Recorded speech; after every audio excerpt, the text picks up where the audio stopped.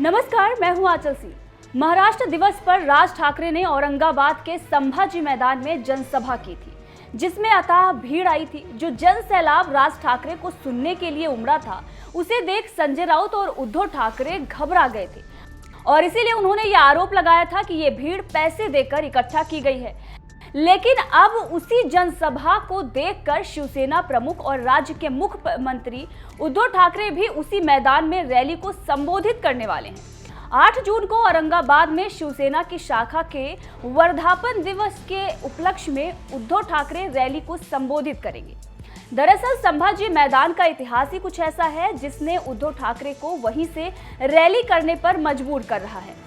बाला साहब ठाकरे ने 1988 में इसी शहर के ऐतिहासिक मराठवाड़ा सांस्कृतिक मैदान से शिवसेना का विस्तार किया था और फिर आगे भी कई जनसभाओं को संबोधित किया था और इसीलिए इसी जगह से राज ठाकरे ने विशाल रैली का आयोजन कर हिंदुत्व का कार्ड खेला है।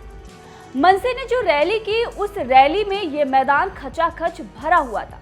इसे ही देखते हुए शिवसेना ने भी इसी मैदान पर जनसभा की घोषणा की है और कहा है कि लाखों समर्थक मौजूद होंगे।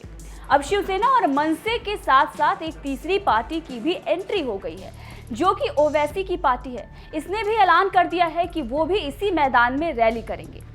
औरंगाबाद के सांसद AIMIM पार्टी के हैं। इन्होंने राज ठाकरे पर खूब कटाक्ष किया था। ओवैसी के साथ साथ इन्होंने भी उद्धव पर पक्षपात करने का आरोप लगाया था और कहा था कि राज ठाकरे सीएम उद्धव ठाकरे के भाई हैं, इसीलिए उन पर कोई कार्रवाई नहीं हो रही है और धमकी भी दी थी कि अगर कार्रवाई नहीं हुई तो उसी मैदान में रैली करेंगे और राज ठाकरे से ज्यादा भड़काऊ भाषण देंगे। और अब ओवैसी की पार्टी के सांसद इम्तियाज जलील ने जनसभा को लेकर अपनी तैयारियां भी शुरू कर दी है, लेकिन अभी इसकी इजाजत नहीं मिली है। अब ये देखना होगा कि उद्धव और जलील दोनों नेताओं की राज ठाकरे के खिलाफ होने वाली रैली को महाराष्ट्र पुलिस इजाजत देती है या नहीं, और अगर देती है तो कितनी शर्तों के साथ। शर्तों का पालन ना करने पर क्या कार्रवाई होगी, ये भी देखना होगा। पर अभी सबसे बड़ा सवाल ये है कि राज ठाकरे की पार्टी मनसे को काफी मीटिंग के बाद ही रैली की इजाजत मिली थी और वो भी 16 शर्तों के साथ। अब ऐसे में अगर उद्धव की रैली को मंजूरी मिलती है तो सवाल ये उठेगा ही, और अगर बिना शर्त मिलती है फिर तो बवाल ही होगा। लेकिन शिवसेना के ऐलान से ये साफ हो गया है कि हिंदुत्व का कार्ड खेल राज ठाकरे ने शिवसेना का समीकरण खराब कर दिया है।